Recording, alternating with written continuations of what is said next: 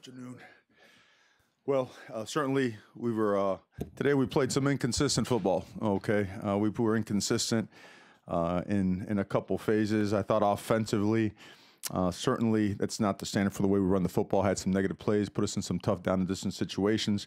Had some bright moments in the passing game. Had some bright moments on special teams as well, minus a big return in the kicking game. And on defense, had some really, really nice moments. They hit a couple of big plays, but overall, they had some really impressive stands, especially after a long kickoff return deep in our territory. So with that being said, we'll open up to questions. Questions, Rick, up here on the front right, Ryan? Mario, did they do anything different to defend Justin in the passing game, or was he just a little bit off on his timing today? Well, they mix up dropping 8, three-man rush and dropping 8. And they mix it up with zone pressure, man pressure, a lot of movement up front. So there's a lot of guys. There's a lot of guys. And to me, what affected it most was being off schedule from a down and distance standpoint. A negative play or a 0 yardage gain or no gain on first down starts putting you in 2nd and 10 or 2nd and 12. Certainly, it's not the best of choices, especially when you it escalates to 3rd down and long. So I blame that on us. We got to do a better job just making sure that we are executing better. I mean, I think the best part about this thing is when you go in the locker room, the mood is just not content, not satisfied. And I think that there's a great lesson in that. You know, we learned you can learn a lesson. You can watch tape and learn from this without having paid the price of not winning a football game. So that being said, I mean, I don't want to downplay. There are some bright moments and some guys that made some really good plays. You know, great to see Jacob Breland back there doing some things, and Justin found him, and Justin found a couple other guys, and sometimes we didn't connect. Sometimes we dropped the ball. But overall, I not disappointed with his play at all. I know he is very critical of himself, and that's okay. We want our players to have high standards for themselves. Mario, kind of along that same line, it looked like the offensive line, at least from upstairs, looked like the offensive line struggled a little bit today. Was that part of that 3-man front that they were showing? The struggle was more related to the run game, where we had some pressure and some movement. They like bring in the Sam or the field linebacker and the safety at the same time from the backside. So that makes the entire defensive line slant. Well, a lot of our runs early were to the boundary. Those guys were slanting and getting penetration, thus causing some negative plays. So some plays adjusted well to it. Sometimes it didn't. It made the reads a little bit more difficult for the back. But the cause of the negative is penetration, and you've got to find a way to diffuse it. And part of it's your footwork and your body position and whatnot. We settled down a little bit in the second half. In the third quarter, the plays were more positive. We had eliminated negative plays, but yes, we didn't play up to our standard up front as it relates to the run game. In the passing game, there was some positive stuff because they brought a lot of pressures and we blocked them well for the most part. They did get to Justin once and they pressured him, I believe, 2 or 3 times, but there were some positive things in protection. You mentioned the return game. You talk a little bit about Hugo and those big returns and the one that sort of set up the touchdown there. Yes, sir. It was a point of emphasis all week long. We felt that our coverage teams were doing well, but our return game wasn't up to the standard we were trying to set forward. And those guys took a lot of pride this week. Hugo has really done a good job. He just hasn't had an opportunity. You know, a lot of the punts that he's fielded have either been short punts where the coverage was right on top of him or really high, long hanging punts where he's had to make some fair catches. Today he had a little bit of room and some space, and the guys did a really nice job for him, and he was able to pop a big one right there and almost scored. Justin Hollins had a pretty incredible game. Can you just speak a little bit to the impact of his performance through defense? I think you said it best right there. Great performance by him, very disruptive in the backfield, affecting the quarterback, disrupting the run game, always just causing some type of chaos. He really is a special player, and he's playing at a really high level. His motor is, he's got himself in such great shape. He can go all day, and he did that today. A couple of those batted balls as well. Besides the interception, the batted ball almost turned into another interception. So, and I think he had 2 of those. So everyone I know is really impressed and pleased and fired up about Justin's play. Seemed like he had a lot of guys go down with injuries. What can you tell us about Burmeister, Schooler, Isaac Slade, and I think Penne? Yeah, well, Burmeister, he had a very minor procedure on his knee this week. We felt that, it was worth a go because his knee was doing well. It wasn't swelling up. When it started swelling up, we had to do something. He should be back within 2 weeks. That's the prognosis there. Panay has a sprained ankle. Initial reports say he's okay. Schooler, they're reevaluating. It looked like he took a head-to-head shot, and that's an evaluation always for a concussion. And we're waiting on McGraw to see exactly how he is. That's the report I have so far, and surely we'll be getting anything to you that pops up. You talked about bright spots, and Cyrus had 2 touchdowns today, 2 carries, 4 yards. What do you have to say about him as a red zone warrior? Yeah, his rush to touchdown ratio is pretty good, Well, you know what? He's a big guy, and you see our backfield is made up of different body types. We have some guys that can scatter around and are really quick and can make guys miss in space, and Cyrus brings a very different aspect to the table. He's a bigger guy. He's a physical guy.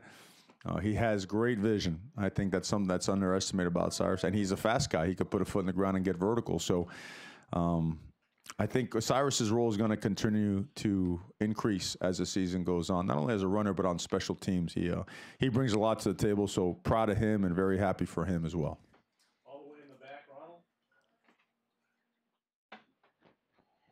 Despite their performance today and the inconsistency of the offense, do you feel like the offense is going as fast as you guys would like? It seemed like some drives you guys tried to go a little bit quicker and it just stalled. Yeah, sometimes we did, and sometimes because of the variety of pressure, we want to get a look at it and then put ourselves in the right protection or the right run to try to solve the puzzle because of the negative plays early on. So I'd say when we wanted to go fast, we went okay, not quite up to what we want to go, but there were some bright moments with it. The part about looking over and trying to figure out what the defense is doing to put ourselves in a more favorable situation, that worked out pretty well. The hit ratio on that was over 60%, it seems like, and we would like to mix up the tempos. We relate a lot to like a fastball pitcher. If you just throw fastballs all the time, eventually someone's going to hit it out of the park. Well, if you go the same tempo all the time, eventually they're going to get you. So we try to mix it up a little bit. We probably got to mix it up a little bit more, but we want to continue to increase and work on so we can better ourselves at running more tempo. You mentioned kind of the slant of the defense, but running, I think the longest rush was 9 yards and really able to get anybody kind of into the secondary or through the line of scrimmage. Yeah, talking about their rush or our rush? I'm sorry. Your rush. Our rush. Yes, we our longest rush today was 9.95. We didn't have any really explosive runs, which we've had a good amount since then. Yeah, and you know what? Part of it, they play the safeties down in there tight, but that doesn't matter. We have to still do a better job of knocking back the line of scrimmage, increasing the size and the space of the holes so that safeties have a tougher time fitting, right? If those holes are really tight and almost like a closet, safeties could fit that and make effective tackles. There's no other way to it. Yeah, there are some pretty decent moments when you're blocking, +1 fronts, but we have to do a better job, and we will. We have to do a better job of controlling the line of scrimmage in the running game. Right-hand side, Austin. Mario, is it hard at all for a team to stay focused when it's 3 weeks in a row that you're playing a team and you have a pretty significant talent advantage? Did you think that was any factor? Personally, I don't think so. I think you always have to fight against it, especially after our practice was so sharp this week, especially the last 2 days that, I think you always have to assess everything, right? On why were you inconsistent, right? Why weren't you hitting on all cylinders? You had hit on all cylinders. A couple things. Number one, I like to, something I want to point out is San Jose State, their defensive line, they do a good job. That's something I mentioned throughout the course of the week. Those are 3 seniors that do a good, and they played well, okay? That being said, we have to play better against them. The second part is, for us, always we're on the attack and assaulting human nature, making sure that we don't allow that to settle in and creep in and permeate our locker room because, right, a lot of people out there want to skip this game and go right to conference play, and you have to protect your team from thinking that way. And I don't know so much protect because there's no protecting nowadays with social media, but you have to educate and teach your guys about that. And we went at it hard and we went on it strong. Is that part of it? It could be. It could be. Certainly, I know this. We're always on guard. We got to be better about being on guard, and we have to make sure that it doesn't affect us. What from your defense would you like to see improve for next week? Well, they did a heck of a job against the run. I know they hit some big plays, but I think, as an offense, we got to keep the defense off the field a little bit more. Okay, those guys were out there for a lot of plays. They hit some big shots or whatnot. I'd like to see us not get a personal foul on an interception, right? That's a game changer right there. I'd like to see us just eliminate explosive plays, but man, hats off to those guys and the coaches. They did a really good job of, that team has a lot of speed. That tight end's a good football player. I know he had some big plays. I know he had a touchdown. But guys like Justin Hollins, guys like Jordan Scott, Troy Dye, Ugo, they're playing at a really high level. They really are. They're affecting the guys around them as well. So I see us taking hopefully another step here in the next week as well. How would you kind of assess your team's mood in the locker room? Obviously, a win is a win, and that's all that matters. But how are they handling this victory and the way I think they're handling it exactly like you have to handle it. I think walking in there, and the first question I asked is anybody really fired up right now? And every single guy in the locker room was like, no, because we know that we can do better. So it's the right kind of mood. It's not a it's not a throw your hands up and whatnot. Hey, I know a lot of teams out there would take probably a 35-22 victory, but our guys expected more from themselves. Our coaches expect more from ourselves. We expect more from ourselves as a program. So it's a mood where, hey, man, we learned a lesson. We have to be much more consistent. And at the same time, when things don't go our way, our responses have to be better. So, and the final message, is look, in college football, it's hard to win football games. You look around the country, and I know there's a couple more upsets today out there. There's a certain way that a team has to be focused when they play on Saturdays. And I think a lot of times, people out there think they have the secret sauce or the answer. And guys, that's not the case. When you lock in and you get mentally prepared to play a football game, it looks a certain way. Your eyes are a certain way. Your pregame is a certain way. The way you're focused on the sideline, your juice, your energy is a certain way. And that can never be compromised. Can never be compromised. Conference play, out of conference play. So I think that's the value more than anything in the lesson. You know what I'm saying? And I do not want to take away from some extraordinary efforts from a lot of the players. A lot of guys did a really good job. But when you're inconsistent, right, those warts are a lot bigger. They're a lot uglier. They're magnified. So that being said, again, we have high standards. So we're going to provide a lot of feedback in a self-critical way so we can take another positive step. Yeah, Coach, you are 3-0, and obviously, but you hit the ground running in the Pac-12. Stanford, all about Stanford, how they've beat Oregon the last 2 years. Do you feel like you've closed the gap on them a little bit, and do you really feel like this team is ready to hit it for another gear to compete with the Stanford? I think it's time to go find out. That's what I think. We've done all the right things from January all the way up until this point. Our players they can't do more than what we've asked them to do. They've done all the right things. They've worked extremely hard. And now we're going to conference play with enough momentum to go and play Oregon football. And it's something that we're ready and eager to attack. Right here in the middle, Tyson. And time for just a couple more.